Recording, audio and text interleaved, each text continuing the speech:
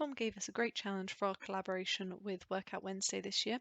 So we're looking at the Olympic events and we're trying to get together a nice schedule for them. So let's look at our data that we're looking at. So we have our Olympic events, our date and our time field. Oh, they could probably be combined together. We want to clean up some of the sports because you can see, for example, rugby looks a bit messy. They could probably be joined together, right? Or grouped together, should I say. And then we've got a venue input, so we'll probably be joining onto that at some point. So yeah, let's go ahead and do the challenge together. So with our date field, we're going to turn that date field into a date data type just by selecting it in the drop down here. And Prep is clever enough to get rid of those underscores that were present in our input and just create a date field out of that, which is great. For our time field, we need to do a little bit more work. We're going to split this up using the automatic split, and that will create us 2 extra fields for our hours and our minutes. So we'll go ahead and rename those. And then we can create our date time field. So we're using make date time as the function, and the inputs for this are a date, which is our date field, and then we need to make time, use that function with our hour and our mins and a 0 for the seconds. And that gives us this field here. You can see that we have some nulls. So when we click on those nulls, we can see that the event says competition TBD. So they kind of don't really know the ordering yet. So we're going to put that in at a default position of midnight, just so at least we have the information about what day that event is happening on.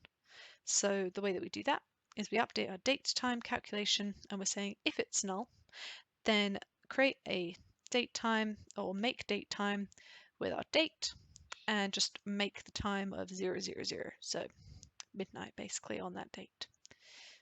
Otherwise, keep it as it is because we don't want to lose that information that we have where we do know the times of events.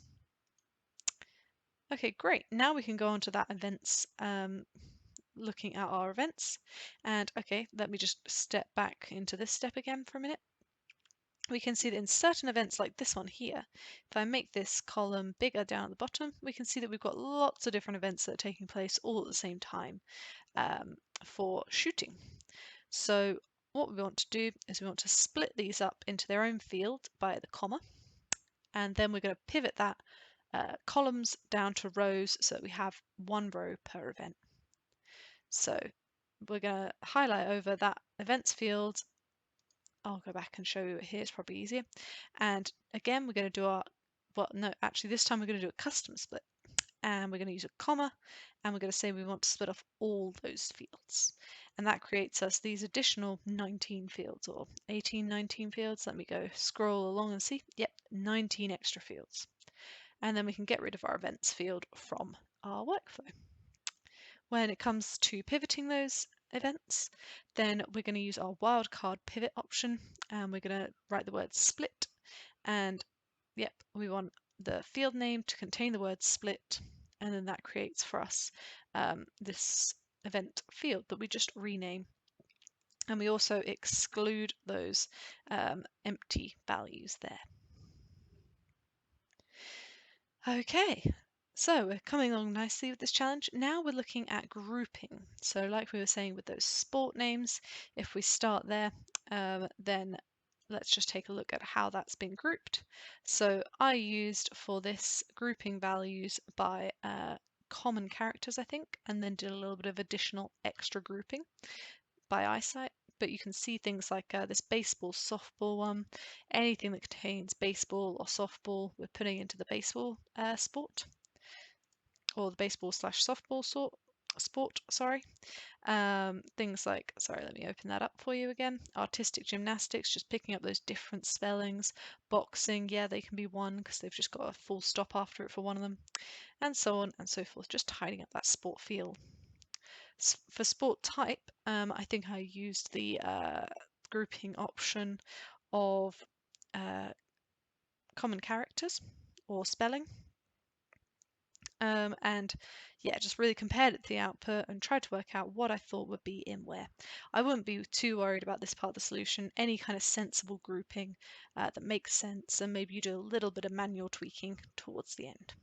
And to do that manual tweaking, let's just say, for example, if I wanted archery to suddenly include athletics, then I would just tick that box and they would become one row or one group, sorry. So we've got our sport type now. We bring in our venue field, and there we've just got the venue, the sport, and the location. So first of all, we want to make this location into a latitude and longitude.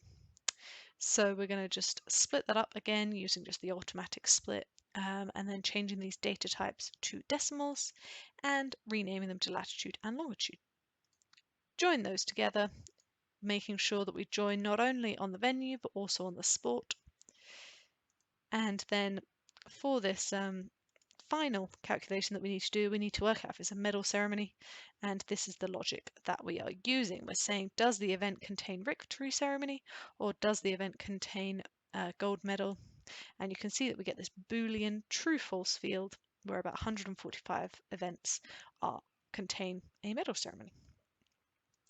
And that's it. We're now ready to take this data into Tableau Desktop for the Workout Wednesday portion of this challenge.